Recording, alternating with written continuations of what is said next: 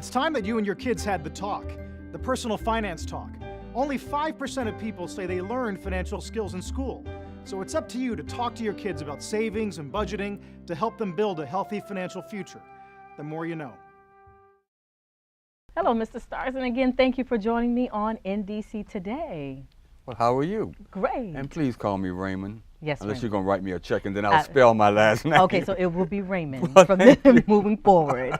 But thank you so much. I think this conversation will be quite enlightening, not only for me, but for the viewers, because we're going to talk about finances, but we're going to have a little bit of fun as well. Absolutely. Okay. Finances have to be fun. It does. It drags us down because we worry about it. But Right. if you know how to deal with it, it's fun. It can make it fun. It can make it fun. All right. But before we jump into the next and just talking about finances and how to save, I want to ask you your opinion about, do you think we could ever have another, what was that historic moment where there were all those black businesses and entrepreneurs in one central location, the Black Wall Street? Do you think we will ever have another opportunity to have another Black Wall Street? It depends on our mindset. Okay. Because we have to do it. We can't sit back and let anybody else do it for us. That's been tried, and it doesn't work. We have to do it for ourselves. Okay. And if we can get together as a people and deal with each other on a positive level, Right. we can do anything we want. Build anything. Build anything. Awesome. Awesome. So where did we go wrong? What happened? We allowed people who don't look like us divide us. Okay? They're talking about the country being divided. They learned a long time ago how to divide us. And I remember during the Martin Luther King era and the civil rights era, we were together. Right. Everybody was brother, everybody was sister, everybody was black, everybody, I love you. And then all of a sudden, an administration came in that learned how to make some people wealthy and some people who were not. And it gradually divided us. So do you think now we're making that turn? Have we now entered the bin? What's happening? We better. Okay. We better, because if we don't, things are only going to get worse. Under this current situation that we're in, we're taking a beating. We have to start using our minds. We have to start becoming entrepreneurs. We have to start talking to each other. We have to start talking about, like we're doing tonight, money. Money. Because everything is green. And I remember doing before the housing crash, we had power. Why? Because we had money. Why? Because we had assets. And now that those assets changed from owning to possibly renting or selling, many relatives are deciding to just sell the family's home, if you will. I don't know. What's your take on that? When we were freed, the first thing we did, we ran down to the church and recorded the land that we own. The next thing we did, we recorded our spouses and children, but we went down and recorded the land first, because God ain't making no more dirt, okay? And the population is increasing. Then the people in the South learned early, own land. We began to move north and we became renters. Land is valuable. Why are there so many wars going on? It's not about anything but land. And property. And property. Yeah. And do you think that's really now what's happening in the District of Columbia? It's this tug of war with developers, with private homeowners. There seems to be this grab. Everyone's grabbing. We're building, building, building. I was looking outside in your green room, and there was Ralph Bunche, lived in this area. Edward Brooks lived in this area.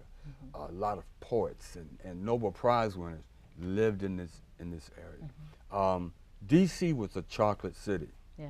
Georgetown, gone. DuPont Circle, gone. Logan Circle, gone.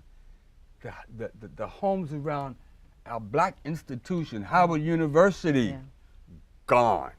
Okay, and it's moving into southeast and northeast. So it's going to be still chocolate city, but it's going to be white chocolate. Okay. But it's our fault that that's happening. We need to hold on to our properties because that's our legacy for our children. And the more we sell and take that $200,000 or $300,000 and move out of the city, you're sitting on $1 million homes. You're sitting on properties that your children will be millionaires. Right. They did a study, and they looked at like education for African Americans and whites.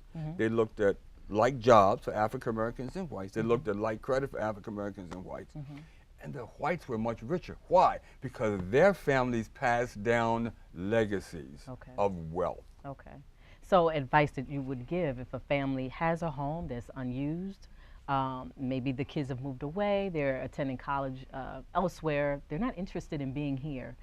What's the advice? What should you do then? Hold on. Hold on, hold on. If it's run down, if it's dilapidated, hold on. There are programs out there that can get that house fixed up for you. Okay. There are people now who sold out homes that were in the neighborhood of $300,000 to $400,000 that they got for it.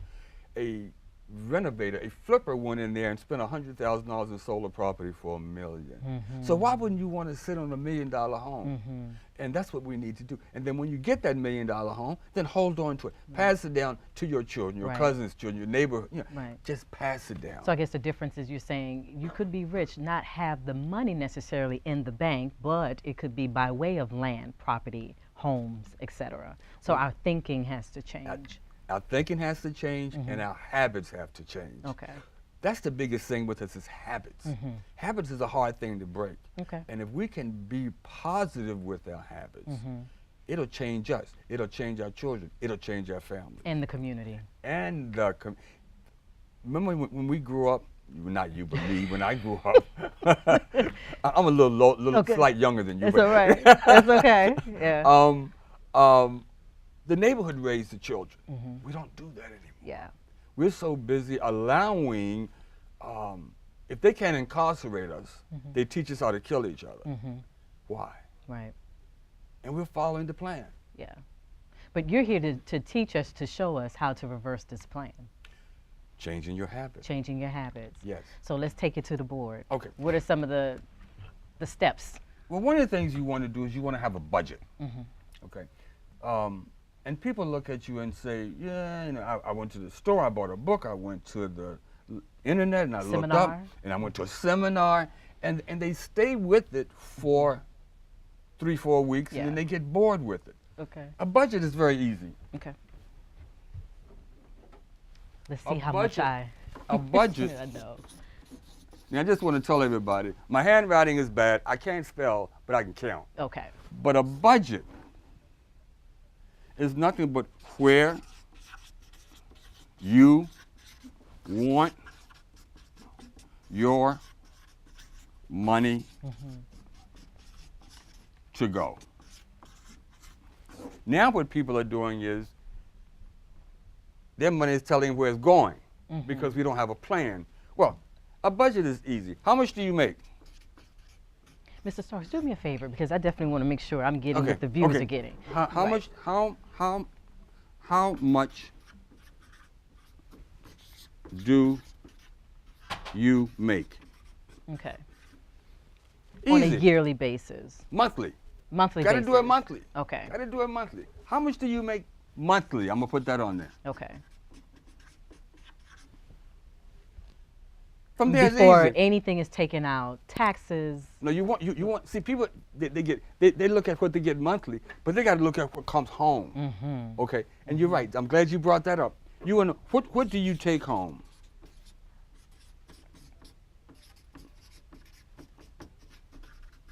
Okay. Then all you do is you sit down and you look at your expenses. What's the biggest expense that people have? So you start with the largest and then work your way down. What's the largest? For me, I would say my mortgage. Your home. Yeah. Now that could be a mortgage or it could be rent. Right. What's next? It's paid off now, but my car. At Your one point, car. Yeah.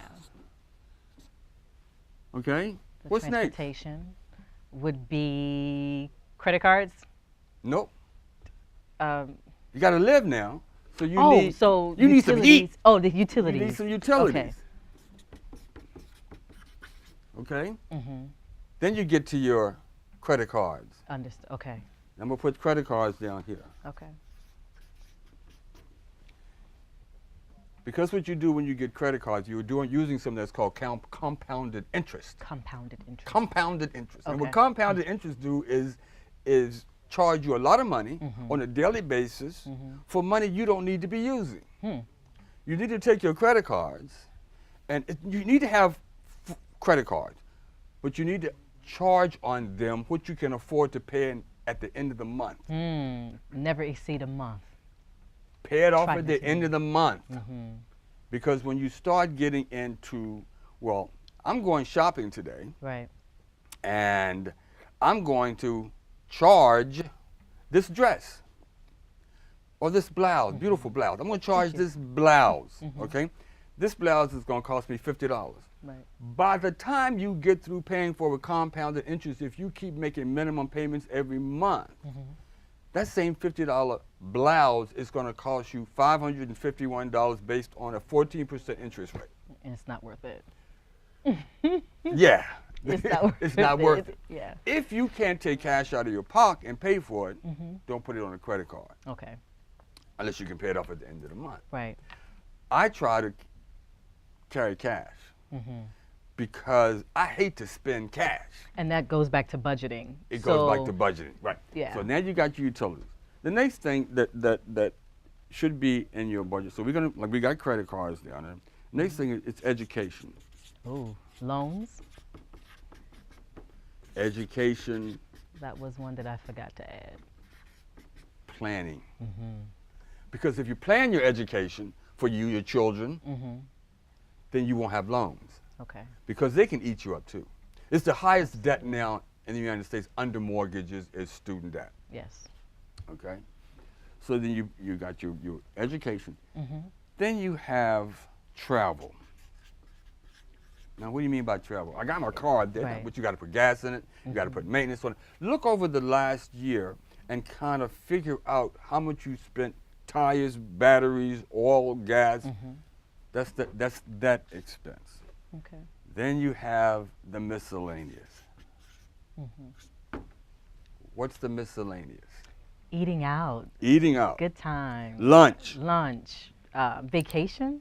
Do you know how many people go out during the day and charge on Starbucks, McDonald's, Burger King, whatever for lunch, $5, $10 every day, when one is not nutritious, and two, you can pack your own lunch. And take But it to people hate to take lunch to work because the first thing, well, they're going to think I ain't got no money Right. because I'm taking, but you're eating better.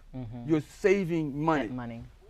So that's your miscellaneous stuff. So, quick question: on average, how much could you save just taking your lunch to work 5 days a week? $721 a year. Really? Yeah. Wow. Yeah. And that's giving you a break eating out sometimes for lunch, okay? Then you have your organizations. And the biggest thing you have is tithes, Yes. I was going okay? to say tithes. Yeah. You have that's my next- tithes, okay? That's important because everybody goes to church on Sunday or Saturday, whenever they go to church. Or to a mosque or Or synagogue. to a mosque or exactly. And they get the spirit in them. People have to understand a church is a business.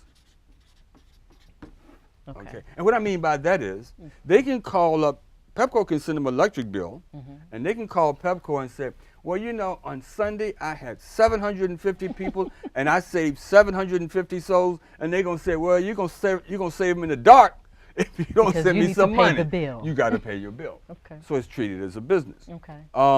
So, 1 second. Do we have a couple of more to add to this list? Because you're going to show me how to just turn my life completely around. Change your habit. Change my habits. Change your habit. So, we're going to go to break. We're going to change our habits. We'll be right back. Don't go anywhere because we're going to switch this whole thing around. Okay. All right? Very good. And so I'll become a millionaire. Convenient, knowledgeable, nonprofit, here for you. And you. And you.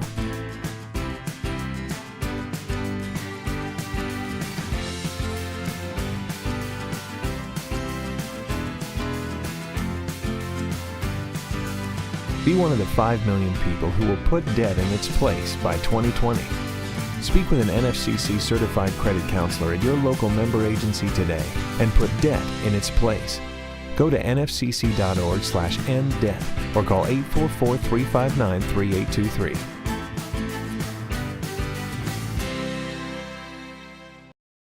Welcome back, everyone, to NDC Today. I have a very special guest, Mr. Raymond Starks, that's here. Raymond, and he's teaching not only myself, but you all as well, how to become a millionaire. So I'm going to let you continue with the areas that you definitely, or we need to address and be honest with ourselves. The next thing you need to look at is saving. Okay. There's so many people, because they don't budget, and then they get ready to retire, and they got nothing.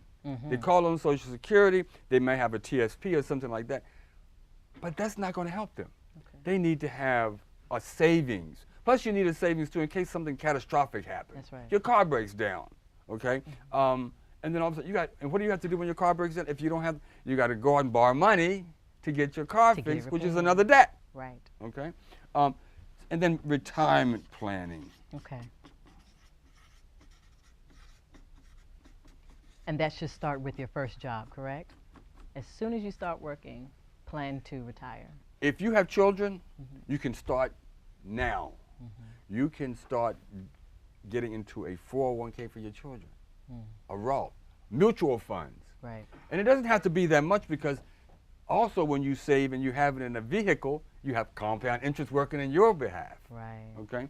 So retirement, you want to budget so that when you retire, that's gone. Right. The mortgage is already The paid. mortgage is gone. If you plan right, The car. the car payment, when we're talking payments now, is gone. Then that doesn't mean somebody says, well, wait, when I retire, I want to go out and get me a new car. That doesn't say you can't do that, although I don't believe in buying cars new. But in any event. That's a good conversation. Yeah. Okay. But so you have your utilities, you can travel, you can do what you want, but you got to plan. Retirement planning. Failing to plan is a plan to fail. And then all of a sudden, if you change your habits and get this up, and then when gas prices go up, when food prices go up, every 2 or 3 months you want to check your budget to make sure you're right on. And then all of a sudden it's like, bam! I'm in control, y'all. And that's what you want to be. You want to be in control of your finances. So I want to ask you, the retirement piece and savings, how much should you try to save at least every month? Well, the church asks for 10%, but as tithing is 10%. 10%. And people look at 10% of gross. I always, and this is only my opinion, it's 10% of net, because that's what you bring home. I don't think God wanted us to tithe on taxes, but so it's 10% of what you actually get to use at the end of the day. Right. And then your savings 10%, and keep that savings. Don't dip into it for Christmas. Right. Don't dip into it for birthday parties or weddings. Or if you want to do it, have another travel account. Set aside. Have another vacation account. Yeah. Or is it best to just open another account at another bank so that you don't have that easy access? Believe me, when people want to go into their money, they'll find a way. Bus, train, airplane, they'll get it. The process starting somewhere. And that's a good piece of advice. Yeah. Matter of fact, I never thought of that. See, I learned things too, that if you open at another bank that's not in your neighborhood, that you can't walk to, that you got to take some transportation to, it's going to take you some effort. It may be good. Discourage you. It discourages you. Absolutely. It would discourage you from dipping into that account. Absolutely. Yeah. Now, there are other things that go along with the budgeting piece. There's buying. How to buy, where to buy, when to buy. There's banking. Not every bank is your friend. Okay? And I would name a few, but I won't. But not every bank is your friend. So how do we know the banks that are our allies? All I got to do is read the paper. Wells Fargo has been charged how many times now with subprime lending, charging people on their accounts that didn't open up any insurance or anything. They're just hog wild. And to me, in my opinion, because I don't give advice, my opinion, any African American that uses Wells Fargo is insane. Ouch. Okay? Because they have a history of taking advantage of Okay. us. And so what are those questions that we should ask going into a bank or reading up on a bank? Was the FDIC or Well, finding out that Wells information? Fargo is out there all over. So that's the- automatically. That's automatically. Yeah. Bank of America is right behind them. Okay. But you need to look at, are you going to pay for your account or you get a free account? That's the first thing you want, free First account. question. Okay. Do you want to, what do they charge for, I call it bounce checks. They have another prettier name, but it's the same thing. Right. What do they charge for that? Some banks charge 25. Some banks charge 50. Okay. And you want to find out when checks come in, how do they deal with those checks? What banks have a little secret that they do? You have money in your account. I'm going to tell you the secret. what the banks do is, let's say you have 10 checks and they all come in the same day. They take the biggest check first, take the money out of your account, then they take the next one, because when they do that, if you have 10 checks coming in, they got 8 non-deficient funds that they can charge you for. Where they took the smaller ones, now I know you don't want your money, your mortgage to bounce, Right. but at least it would only be one Time. Or one time. that it would Not, happen. so they play that game. So you want to check into those kind of things.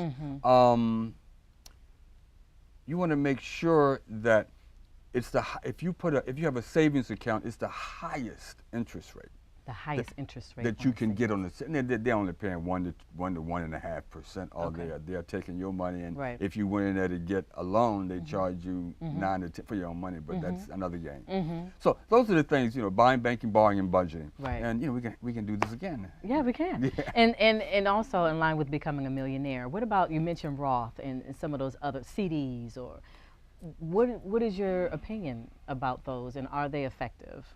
Of course they're effective. It depends on where you want to go. And that comes, I'm not a certified, what they call a financial planner or a CPA, but I believe in real estate and business, okay? There's so many people out there today that are so grounded in different talents. And if they could focus those talents and get in a direction, they could be tremendous entrepreneurs. And the other way to do it is through real estate. Your home, yes, you live there, but it's an investment. Right. Your home can make you wealthy. And people go, what you talking about, Raymond? Well, it can make you wealthy, okay? And it's like the pyramid. Everybody has heard of the pyramid. Okay. The pyramid is where there's a person there, and it comes down the line, and the only people that make money out of a pyramid is The that folks person. on the top. The folks on the top. Well, there's a pyramid. I call it the upside down pyramid, where you buy a home. And in this area, people can buy a home cheaper than they can rent a one-bedroom apartment. Very okay? true. Yes. So you buy a home. You sit on that home, you live in it for a while, you sit on it, and that home is going to get equity. Okay, equity is the difference between what you own and what the value of the home is. Right. Appreciation is the value of your home when it goes up. I bought my home for $300,000, now it's $450,000. Right. Okay, that's appreciation. Well, you use the equity in your home after a while, and you buy another property. And then when you get to it, you buy another property. And if you want to move from this house to another house, that's fine. But the idea is you start buying properties, and let somebody else pay your mortgage, because your renters are going to pay those mortgages. Okay. And eventually, what happens when you get up, the income stream is going to come right back down, and what's that going to do? Pay off that house. Right. And then the income stream is going to come down, and you're going to start paying off properties. So in talking about properties, is there such a thing as a house just being overly priced and too expensive right now, where you hear the number, you say, you know what, I don't think this is worth even me investing in this? Well, that's a good Particularly point. in the District That's a of good Columbia. point. That's a good point. Yeah. Before the housing crisis, house prices went up tremendously. People lost their homes. But people who bought in 2011 after the housing crash, Yeah. their homes have tripled in value. So Real estate may have a slowdown, it may have a come down, but it always goes Rises back again. up. It Okay. goes back up. Okay. And that's why I say you buy a house today. Yeah. Before you sit down, though, can you flip back to the areas that we highlighted? Because I want to ask about the next page. One more. That one, yes. Okay. So with us experiencing the furlough recently, and it may continue in the next couple of weeks or so, how can we safeguard ourselves with this same outline? If that were to happen, how can we slash some of those expenses? Okay. Number one, if you have a home, refi. Get a lower rate. Or spread it out. Okay. Because that reduction is going to save you anywhere from $300 to $500 a month.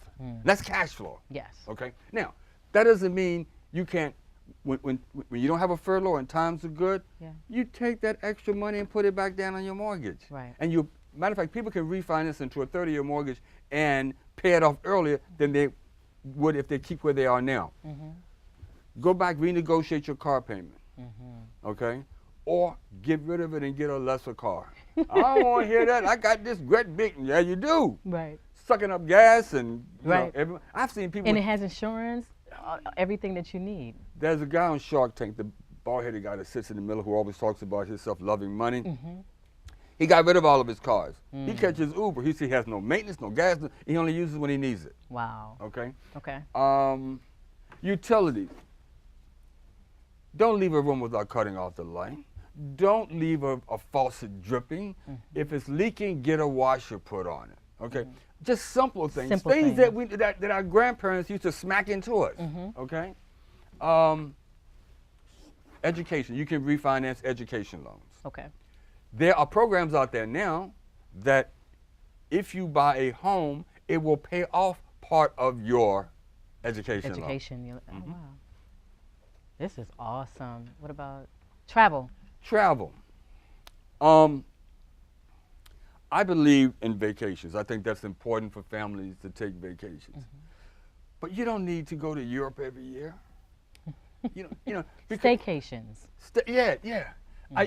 When my daughter was 5, she's 11 now. I could, between Maryland and Virginia and D.C., we could have a good old time. You know, so think smart. Yeah. And Miscellaneous is easy to deal with. Don't get the coffees. Don't take all those magazines. You don't read them anyway. all the coffee Right. lovers, Yeah. connoisseurs. Don't subscribe to all the magazines that come to your house. You sit them on your living room table, and you read them anyway. If you want them, go online Or a library card. or library. I'm glad you said it because folks don't go to the library like they should and read. Matter of fact, cable. Oh, I love this Oh, one. that's a good one. Cable. Okay, cable. You got 555,000 channels. You look at 5. Why do you have this huge package? Okay, why? That's So, true. look at, if you like movies, there are services that just give you, so get the basic cable, okay? All right. And those are things, because people yeah. are struggling. Matter of fact, you do better by owning a home and a shutdown than you do by renting. Wow, this is awesome. Thank you. Well, I think I'm on my way to becoming a millionaire. And I know the viewers at home, you guys are feeling the same way. So we're going to continue. Probably I'm going to ask if we can have a part 2 to this conversation and bring you back so we can have more discussions. about it. Absolutely. Is that I just okay? won't drink any coffee next time. All right, well, thank you so much, Mr. Thank you. Starks. Raymond. I'm sorry. And everyone, stay tuned. We have more to come. But right now, we're going to close out this show. We want to thank you for sitting with us and learning all that you can about how to become a millionaire. And we are out.